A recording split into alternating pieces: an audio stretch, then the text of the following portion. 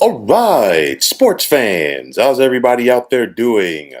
William Martin coming at you one more time here on YouTube with another edition of the 300 Pounds of Sports Knowledge Podcast.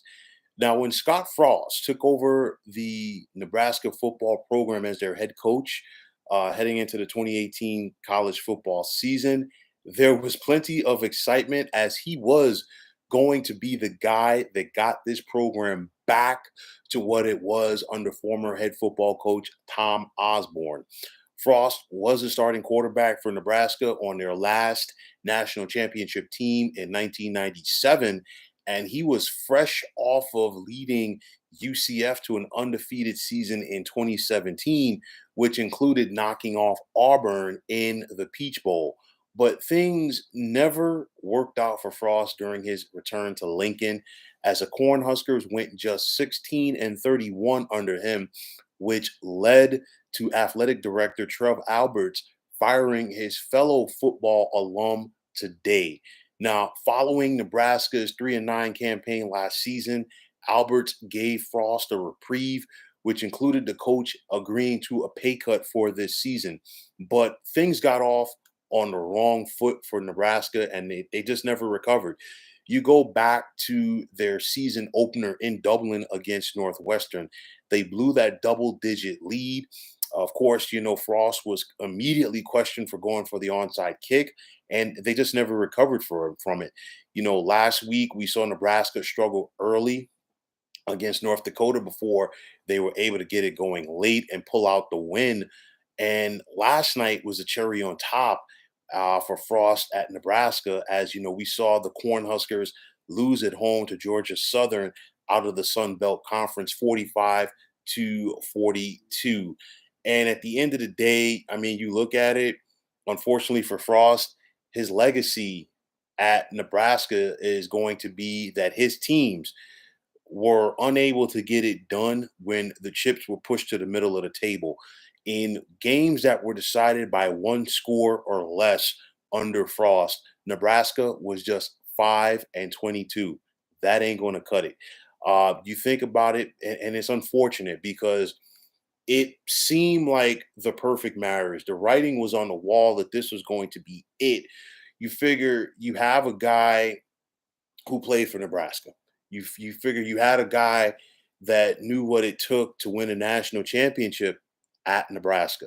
And you have a guy who's coming in fresh off of leading Central Florida to an undefeated season. This is going to be the guy that turns this program around. This is going to be the guy that kickstarts this program. This is going to be the guy that is going to lead Nebraska to success in the Big Ten Conference and beyond. It just never came to fruition. And it's just unfortunate.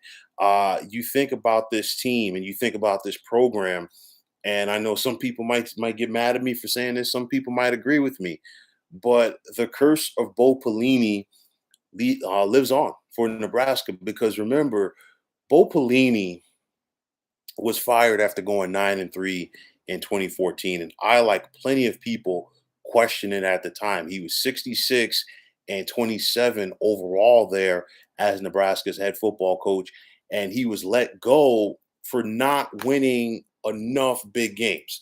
Pellini took over Nebraska when they were still in the Big 12, got them to a pair of Big 12 championship games. They fell to Texas and Oklahoma, respectively, there. You get to the Big Ten. He did get to a couple of conference championship games, but once again, Nebraska was unable to get over the hump. And you think about it because Pellini's teams were consistently in the top 20. He never finished a year with a losing record. Nebraska always got to a bowl game. And since Pellini was let go, Nebraska has only had one winning season, and that's unheard of when you think about the status that this program had once upon a time. But going forward, things got to change at Nebraska because the game overall has changed so much since Nebraska's heyday. You think about the success that Nebraska had under Tom Osborne. It's basically hard nosed defense, 3 yards in a cloud of dust. Our offensive line is going to out physical your defensive line our defensive line is going to out physical your offensive line. Things have changed. A lot of this game is about now what you have at the skill positions. And Nebraska, for all of their facilities, for all of their tradition that they have not been able to get those top skill players, quarterbacks, running backs, receivers, to consistently come there. And you know what? It's showing in, on Saturdays as far as what this team has been and has not been able to do. So I look at it like this: Nebraska has to find a way to change the tone around this program because they've just gotten lost in the shuffle, not only in the Big Ten, but they've gotten lost in the shuffle in the Big Ten West. And for Frost, this was supposed to be the year that Nebraska broke through because the Big Ten West is up for grabs this year. Nobody is really, in my opinion, standing out heading into this season as far as, this is a team that's going to dominate. No, it's up for grabs. And it was up for grabs for Nebraska to go out there and seize the moment, but they just were unable to do. And this Big Ten West is only going to get tougher when USC and UCLA join, especially from the USC standpoint. Obviously, there's going to be some shifting around to, somebody's going to have to leave the West to go East. It ain't going to be Nebraska, so they're going to have to deal with these teams coming in. But nonetheless, you got to try to find a way to go out there and get this done. Scott Frost was supposed to be the home run hire for Nebraska. Scott Frost was supposed to be the guy to get things turned around. But now Trev Alberts has to make the most important decision of his AD tenure at Nebraska. I know that he was not the guy that hired Frost, but nonetheless, his name is going to be attached to the next hire because the next hire has to go out there and turn things around. So by letting Frost go now, obviously, Nebraska has to give him a boatload of money going forward. But nonetheless, they can now get the head start and see, hey, what are we going to do to get our program turned around? Now, last year, we saw some programs around college football really make headlines as far as who they were able to get to come in and be their coach. We didn't this time last year. We didn't think Lincoln Riley was going to leave Oklahoma for USC. It was just like completely kept under the rug. We didn't think Brian Kelly was going to leave Notre Dame for LSU, but it happened. So it's going to be interesting to see what Nebraska does here. I mean, if you want to go out there and get a big name head coach, a lot of guys recently got big time extensions to stay where they were at, whether it would be staying in the Big Ten, SEC, you name it. So what is Nebraska going to do? Are they going to go out there and get one of these young upstarts from the Sun Belt Conference to come in? I don't think it's going to be Clay Helton. He looks like he's happy at Georgia Southern. And nonetheless, there's no pressure for him there. Of course, we saw what happened with him at USC. But nonetheless, Nebraska's got to go out there and hit a grand slam on this hire, or else they're going to take a bigger step back than what they were. 25, 30 years ago, when Nebraska was dominating, obviously when they were still in the Big 8 and Big 12, we would have never thought that we see the day that this program has been brought to the level that is currently at. Nebraska is not getting blown out by teams like they were blowing out teams during their heyday, but nonetheless, they just have been unable to get it done. And they're an afterthought right now in the college football scene. And when you think about the tradition and the history that Nebraska brings to the table, there's a generation of kids out there right now that are college football fans. There's a generation of kids out here now that are playing pee wee football, high school football, you name it. They have no idea about the tradition that Nebraska has.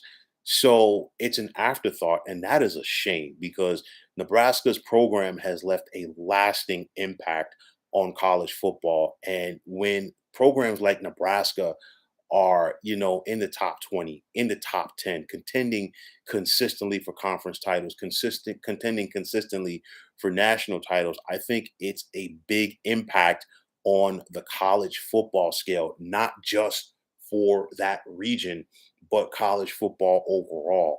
So I'm not shocked that Scott Frost was let go. The fan base was getting upset, and you could hear it last night in watching that game when they fell to Georgia Southern. This was supposed to be the year where it came all together. You had an opportunity to go out there and take care of Northwestern in the first game. You had South Dakota coming at home. You had Georgia Southern at home, and then you had Oklahoma coming in next week. And this is an Oklahoma team that is in the process of getting their footing under new head coach Brent Venables. So this was the year when it was all supposed to come together for Nebraska. That was not the case.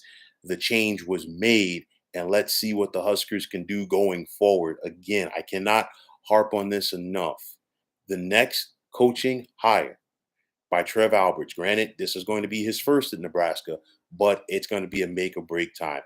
The folks in Lincoln are passionate about Big Red, and they want to see this thing turned around. It's been too long since Nebraska has been unable to win consistently on the college football scene. So let's see how they pick up the pieces and go forward from here.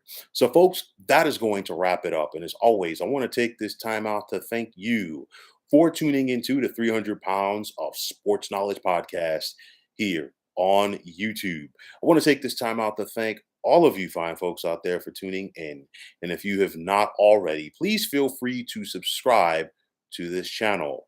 Now, if you're on Twitter, please feel free to follow me at 300 Pounds of Sports.